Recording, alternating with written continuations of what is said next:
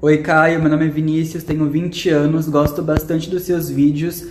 Faz um ano e meio que eu decidi seguir na fé católica, sou gay e desde então tem sido tão gratificante, tão prazeroso para mim seguir na fé católica.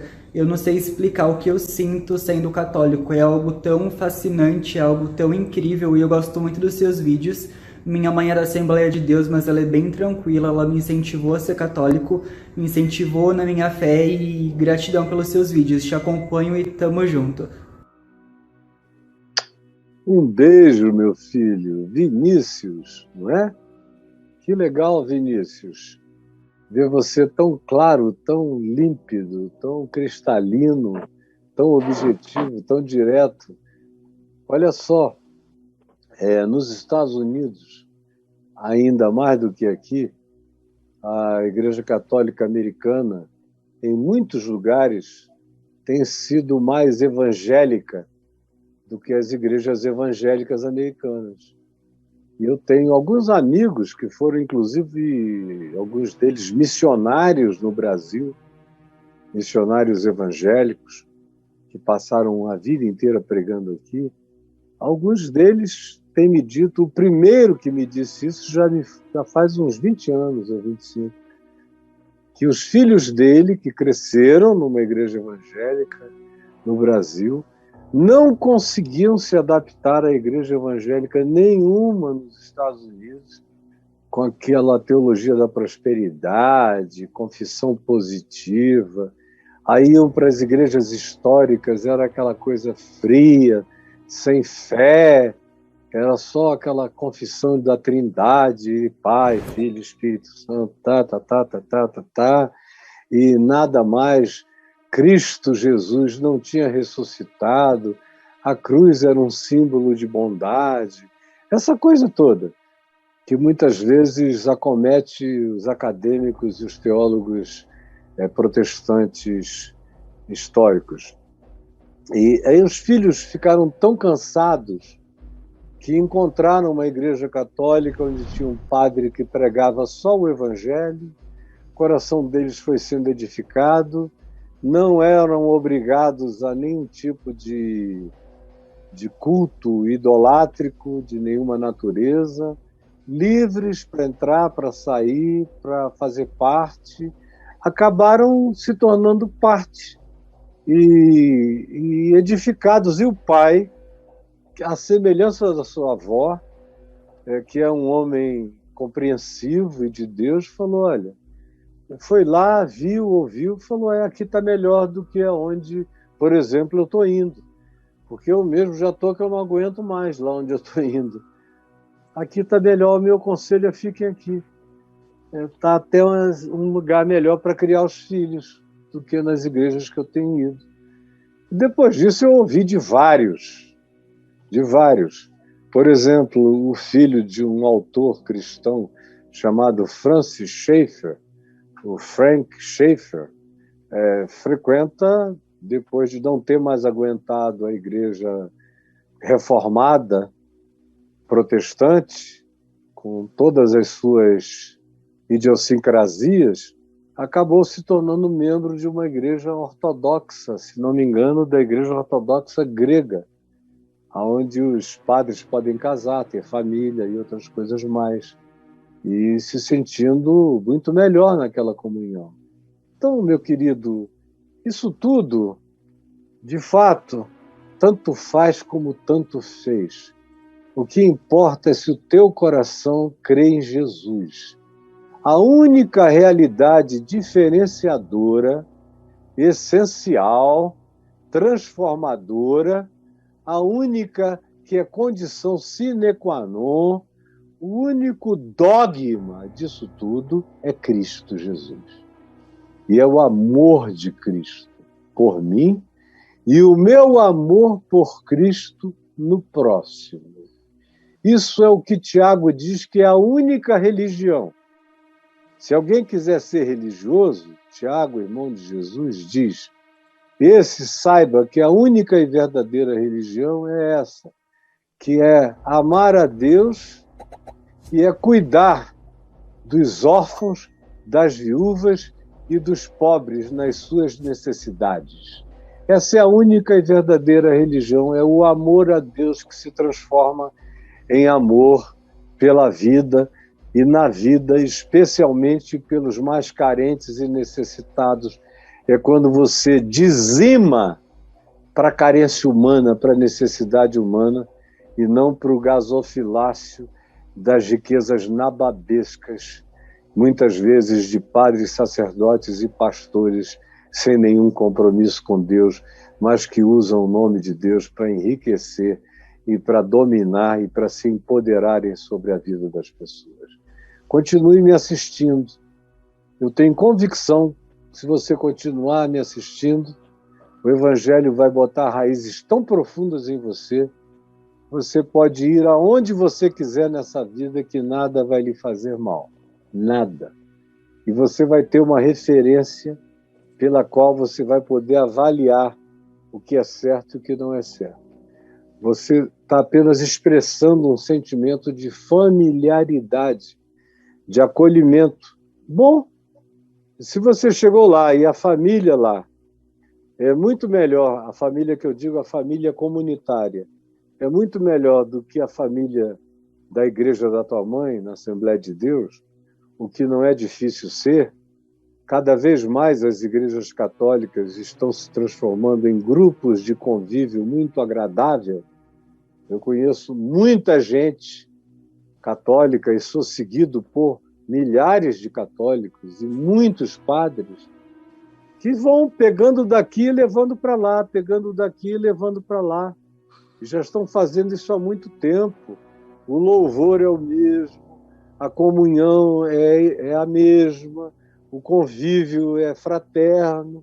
Quando não tem um bispo chato para encher a paciência, quando o bispo é generoso e o pároco principal da igreja é um cara de cabeça aberta, às vezes a comunhão fraterna é até melhor, é mais organizada, e uma coisa é certa, os ambientes são mais limpos.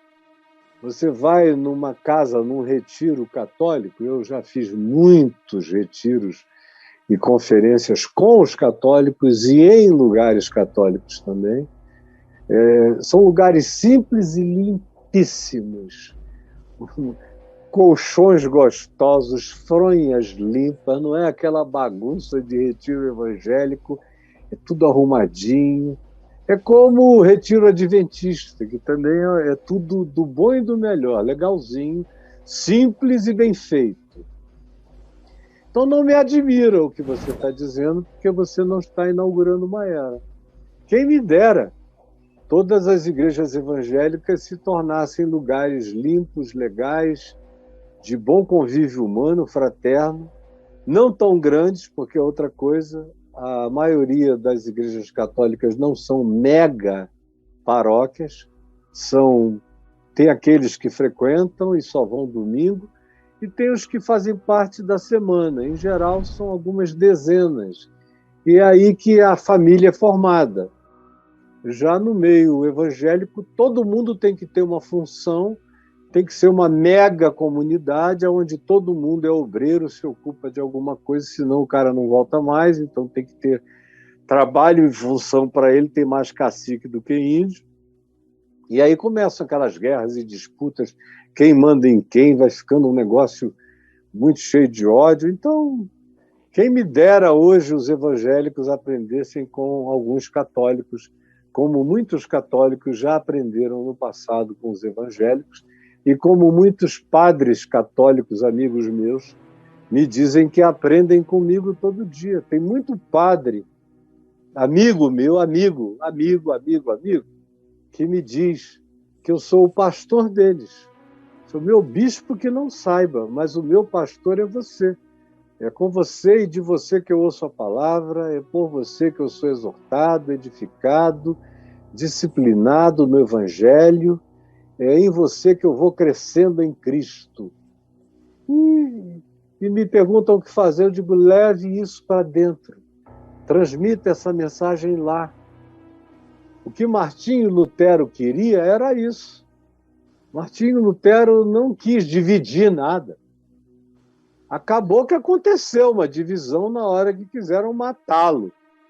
acabou que na fuga dele dividiu tudo e os príncipes germânicos e alguns de principados francos, e até mesmo depois o rei da Inglaterra, por uma conveniência conjugal, foram promovendo cada vez mais a reforma, a divisão protestante. Mas, originalmente, o que Lutero queria era uma conversão dentro da Igreja Católica, é que houvesse uma purificação, que houvesse uma dieta de idolatria, de doutrinas criadas e falsas, de superstições, tudo isso. Hoje eu estou vendo um monte de padres amigos meus que são mais crentes e mais pastores do que muitos pastores que eu conheço.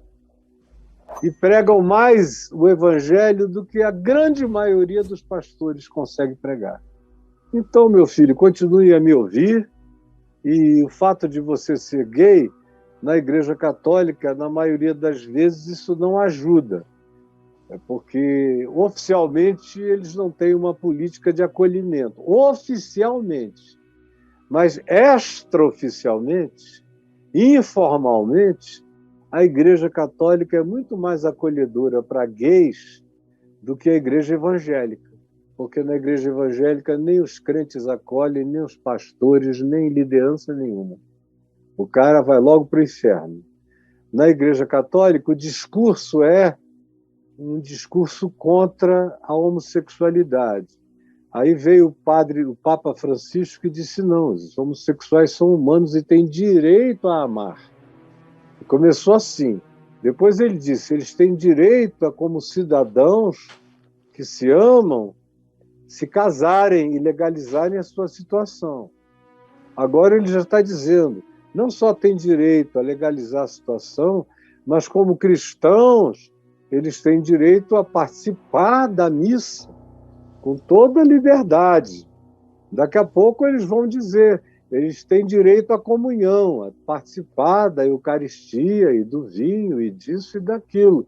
Devagar, o Francisco vai caminhando na perspectiva da inclusão. Só não está todo mundo incluído porque a cúria é bruta, a cúria é perversa, a cúria é negativa. Ainda tem uma maioria negativa.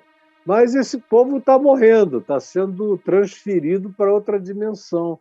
E eu espero que cheguem cardeais mais abertos, mais inclusivos, mais misericordiosos, porque a Igreja e a população católica no mundo merece ter um Papa como o Papa Francisco, que é um verdadeiro evangélico, até onde ele pode ser. Ele é genuinamente meu irmão na fé e merece ter lideranças episcopais, no cardinalato, entre arcebispos e bispos e padres que sejam gente da fé simples no Evangelho. É a minha oração pela Igreja Evangélica, que ela se converta ao Evangelho simples, a Igreja Católica, a todos os cristãos do mundo. A minha oração é que eles se convertam ao Evangelho de Jesus, puro e simples, para poderem ter autoridade para falarem com o resto do planeta.